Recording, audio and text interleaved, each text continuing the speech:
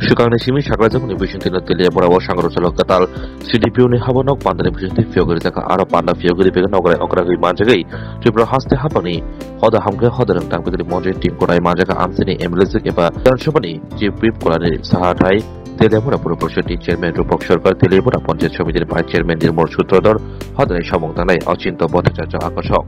Panda Hoshanatani Amsini Emilizik, Tabuni Havan Lokoroni Bagaje Shamong Clayton, Abnoti Koksaka, Katal Bobon, Obohagi Habano Fiozama by Lokoro the Shells Habano Abratibo Kosaka. Abuni Lokri Monji Tinkurai, Obahaki CDPU Habano Katal Fioma by Bobahaki Lokoro, Shepsapano Bobo Kosaka.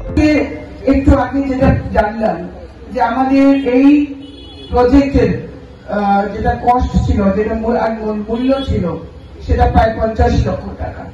আমাকে সবচেয়ে বেশি যেটা আনন্দ দিয়েছে যে অতি অল্প সময়ের মধ্যে আমাদের এক্সিকিউটিভ ইঞ্জিনিয়ার আরডি এবং যে এজেন্সি কাজ করেছে অত্যন্ত দ্রুততার সঙ্গে 15 এপ্রিল থেকে 26 ডিসেম্বর অর্থাৎ 8 মাসের সময়ের মধ্যে একটা বিল্ডিং এর কাজ তারা সমাপ্ত করেছে। এজন্য আন্তরিকভাবে ধন্যবাদ জানাবো এক্সিকিউটিভ ইঞ্জিনিয়ার আরডিকে এবং যে এজেন্সি কাজ করেছে তাকে, ওনাকে যে এত অল্প সময়ের মধ্যে আমাদের এই কাজটি সম্পন্ন হয়েছে। অবশ্যই আমাদের সিডিপিইউ সহ তার এন্টায়ার টিম প্রত্যেকেই ধন্যবাদের তাদের ধন্যবাদ পাওয়ার অধিকার রয়েছে, কেন কি তাদের নেতৃত্বে তাদের তদারকিতে এই কাজটা আমরা সম্পন্ন করতে পারছি। কমিউনিস্ট সরকার ছিল, শিলান্যাস হয়েছে, প্রজেক্ট কবে শুরু হবে তার যেমন কোন ঠিক ঠিকানা ছিল না, প্রজেক্ট কবে শেষ হবে তার উদ্বোধন কখন হবে সেটারও কোন নির্দিষ্ট সময়সীমা ছিল না। মানুষ ভুলেই যেত শিলান্যাস কবে হয়েছে কিংবা কাজটা কবে শুরু হয়েছে, এই জিনিসটাই মানুষের ভুলে যেত। কিন্তু আজকে আমরা দেখছি যে অত্যন্ত বড় বড় প্রজেক্টের ক্ষেত্রেও যেখানে কোটি কোটি টাকার ইনভলভমেন্ট রয়েছে সেখানেও আমরা দেখছি 1 থেকে 1.5 বছরের মধ্যে আমাদের কাজ কমপ্লিট হচ্ছে। এটাই হলো ডাবল ইঞ্জিনের সরকারের যেটা মূল বিষয়, দেখার বিষয় এবং উপলব্ধির বিষয়। ডাইরেক্টর তপনবাবু বলছিলেন যে এখন টাকার অভাব নেই, কিন্তু বিগত 35 বছর আমরা শুনে এসেছি টাকা নেই, টাকা নেই, সীমিত ক্ষমতা, সীমিত রোজগার, সীমিত আয়ের মধ্যে আমাদের করতে হচ্ছে, আর শুধু কেন্দ্রীয় সরকারকে গালি গালাজ দেওয়া, এটাই ছিল আমাদের 35 বছর সরকারের আমাদের উপলব্ধি।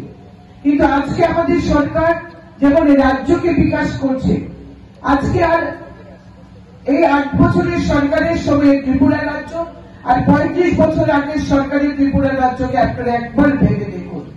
আজকে 9টি ন্যাশনাল হাইওয়ে ত্রিপুরাতে কাজ করছে, কাজ চলছে অলরেডি। একটি মাত্র ন্যাশনাল হাইওয়ের উপর আমাদের নির্ভর করতে হতো। আজকে আমাদের মাননীয় মন্ত্রী ত্রিপুরা রয়েছেন, ওনার বিধানসভা কেন্দ্র চণ্ডীপুর, বালি ধর্মনগর, কৈলাসহর এবং চণ্ডীপুর তার নিয়মিত যাত্রা। আজকে সেখানে 2 থেকে 3 ঘন্টায় আমরা আগরতলা থেকে চণ্ডীপুরে পৌঁছতে পারছি, কৈলাসহরে পৌঁছতে পারছি, ধর্মনগরে পৌঁছতে পারছি। আজকে সাবরুম বিলোনিয়াতে আমাদের পৌঁছতে খুব বেশি সময় লাগছে না।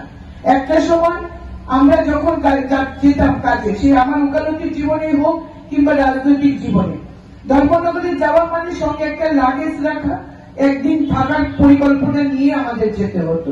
অথচ আজকে আমরা 2-3 ঘন্টার মধ্যে আমরা পৌঁছতে পারছি অত্যন্ত অনায়াসে। এখানে যারা আমার সামনে আছেন অঙ্গনওয়াড়ি এবং মঞ্চে যারা রয়েছে আমাদের দপ্তরের কর্মীরা, আমরা মানুষের জন্মের আগে থেকে মৃত্যু অবধি আমরা কাজ করে থাকি। এই কথাটা কেমন শুনতে মনে হলো না? যে এরকম একটা দপ্তর, এই রাজ্য সরকারের এমন একটা দপ্তর যারা মানুষের জন্মের আগে থেকে মৃত্যু অবধি আমরা মানুষের জন্য কাজ করি।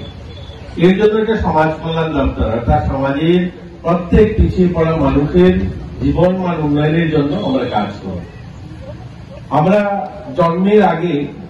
শিশু জন্মের আগে মায়েরা যখন গর্ভবতী হন, তখন আমরা মায়েদের জন্য মাতৃবন্দনা যোজনা বা মাতৃপুষ্টি উপহার, অর্থাৎ কেন্দ্র সরকারের প্রধানমন্ত্রীর যে স্কিম সেটা বা আমাদের মাননীয় মুখ্যমন্ত্রী যে এই রাজ্যে যে স্কিম চালু করেছেন, এই 2টা স্কিম আমরা ইমপ্লিমেন্ট করি। তারা যেন সুস্বাস্থ্য থাকে, তারা গর্ভবতী মায়েরা যেন তাদের খাবার বা তাদের ঔষধপত্র যারা সঠিকভাবে নিতে পারে তার জন্য এই দুটো স্কিম ইমপ্লিমেন্ট করা হয়ে থাকে, সেটা আপনারা করেন। এটা জন্মের আগে আমরা করে থাকি মায়েদের জন্য।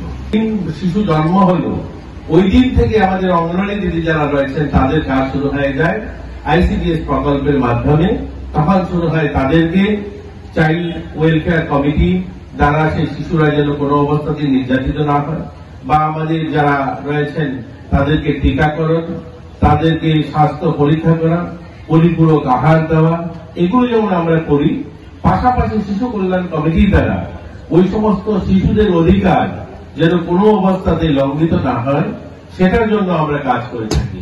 জুভেনাইল জাস্টিস বোর্ড, শিশু হোম, দত্তক বা adoption, sponsorship, foster care, juvenile justice fund, Tripura commission for child protection rights, আমরা বাল্য বিবাহ, বেটি বাঁচাও বেটি পড়াও, এই যতগুলো নাম বললাম, এই প্রত্যেকটা স্কিমের নিজেদের একটা বৈশিষ্ট্য রয়েছে, নিজেদের একটা কাজ করার ধরন রয়েছে।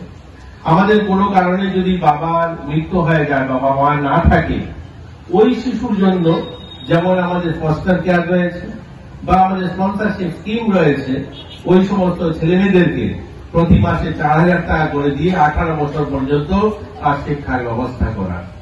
বোর্ড রয়েছে, সেখানে কোনো অবস্থায় যদি কারো বাবা না থাকে বা মা সেভাবে দক্ষ না হন, মা সেইভাবে না বুঝেন সেই শিশু উপরে কোনো অবস্থাতেই কোন ধরনের যদি অন্যায় হয় তাকে ন্যায় দেওয়ার জন্য আমাদের সেই ক্ষেত্রে বিভিন্ন চাইল্ড কমিটি কাজ করে থাকে আমাদের সেই জুভেনাইল জাস্টিস বোর্ডের মাধ্যমে।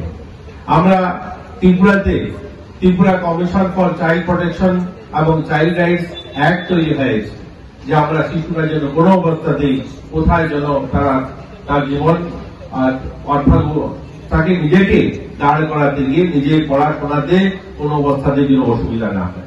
বাল্য বিবাহ নিয়ে বেটি বাঁচাও বেটি পড়াও, বা আমরা যেন আমাদের যারা বালিকারা তারা যেন কম বয়সে বিবাহ না হয়, তারা যেন চাইল্ড ম্যারেজ না হয় এবং চাইল্ড প্রেগন্যান্সি যদি না হয়, তার জন্য আমাদের এই সংস্থাগুলো কাজ করে থাকে।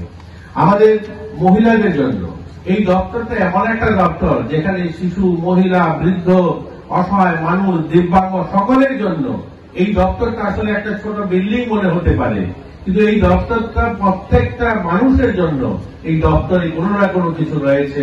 আমরা বলতে পারি জন্মের আগে থেকে মৃত্যু অবধি যে প্রত্যেকটা মানুষ কোনো না কোনো ভাবে, এই রাজ্যের 40 লক্ষ মানুষ তার অর্ধেকের বেশি এই দপ্তরের সঙ্গে তারা মিলিত, কোনো না কোনো ভাবে তারা এখানে আসতে হবে বা তারা এখান থেকে কোনো না কোনো কিছু পেয়ে থাকেন।